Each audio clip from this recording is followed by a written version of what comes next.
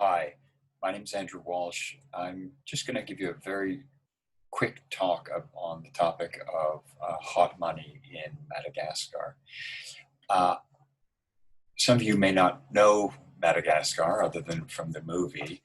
It's an island in the Indian Ocean. You can see it here. I've been doing research there, anthropological research there, for 25 years now.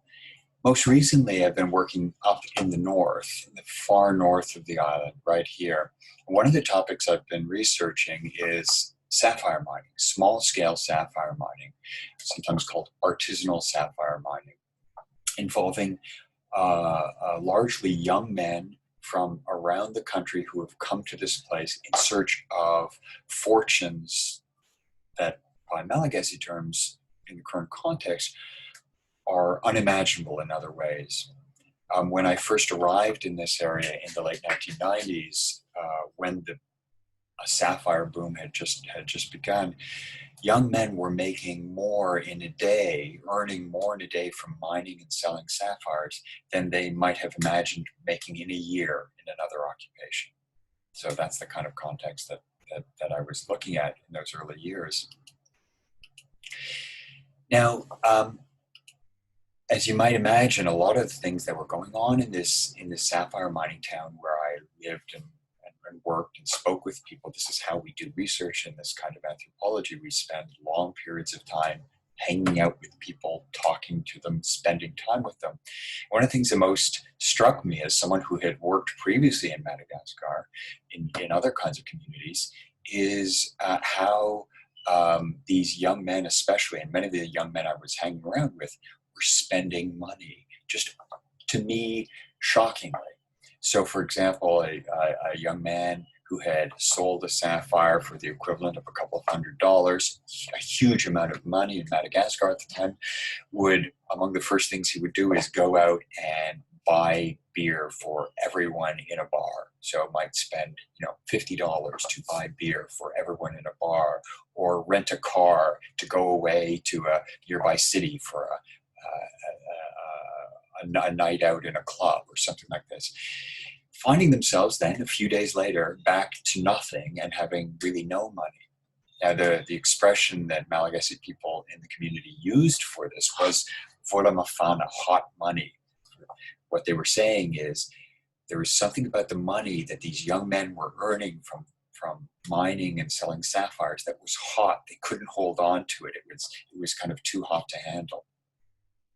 Now, I became very interested in this, and so I really started focusing in on what does hot money actually mean. Now, one of the, as you've probably been dealing with in this course, one of the ways in which anthropologists think about money is not just as something that holds a certain kind of value in the economy, but also something that can become a means by which other social values or cultural values can be expressed. And the more I did research on the phenomenon of hot money in this mining town, the more I realized that this was actually the case. Now, some people observing what was going on might think that, oh, money was driving these young men mad. They were going crazy. They were losing their sort of sense of things, and rather than saving their money, they were just blowing it. They were somehow going crazy. This is not actually what was happening. Although it's true that a lot of young men were spending a lot of money, actually what they were doing more than just spending large amounts of money was being young men in the way that many Malagasy people understand young men. That is, they were behaving in a way that was, as some put it, daring. Now, in other circumstances, young men are daring in all kinds of different ways. They do things that are risky without concern for the consequences. They might get into fights. They might drink. They might do all kinds of things that their parents and their grandparents think are inappropriate for adults, but understand it's part of being a young man is to sort of be daring in these ways. And what was telling was how the opportunities for consumption that these young men were facing in this mining town, consuming drugs, consuming alcohol, other extravagances, um, uh, these were taken up as opportunities to be daring, new opportunities to be daring. And in fact, when people talked about how a young man might pay anything for something he wanted if he had the money, they would speak of it as an act of daring.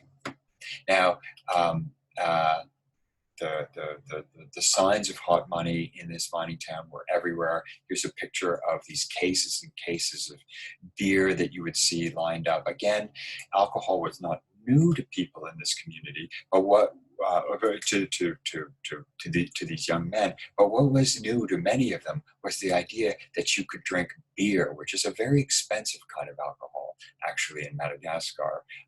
And cold beer, even more expensive. And again, this kind of communal drinking among young men became a way in which they expressed not only, as I said earlier, daring, but kind of a sociality that you commonly find in young men, a kind of being together with other young men in the same situation.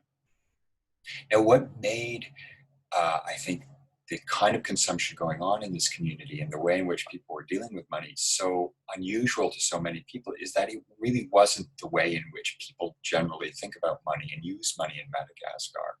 Generally, when people work and save money, especially like these young men when they are away from home, what they are doing is they are sending money home and investing in houses, cattle, sometimes in gold, jewelry, other durable items that they will eventually go back to. The young men in this town, however, at least in the early years of their time here, many of them weren't doing that.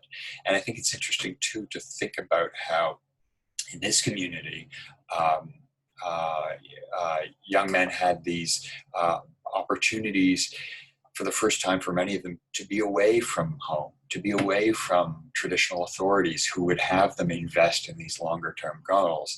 And so for them, being daring was also being daring in relation to their parents and their grandparents, not investing in these long term things, but kind of living in the moment in the way that, frankly, young people in many parts of the world like to do. It just happened to come out in a very different way here. Now, to conclude, I'll just mention, I think, a general point that you can see with this example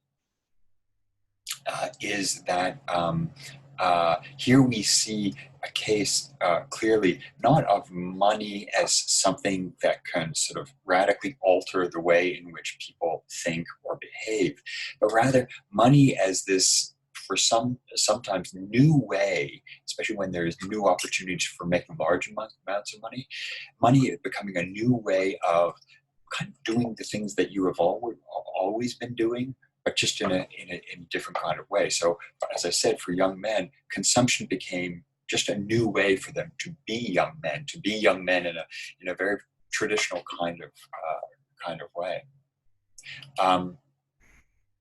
Here are a couple of sources for you if you're interested in following up on this.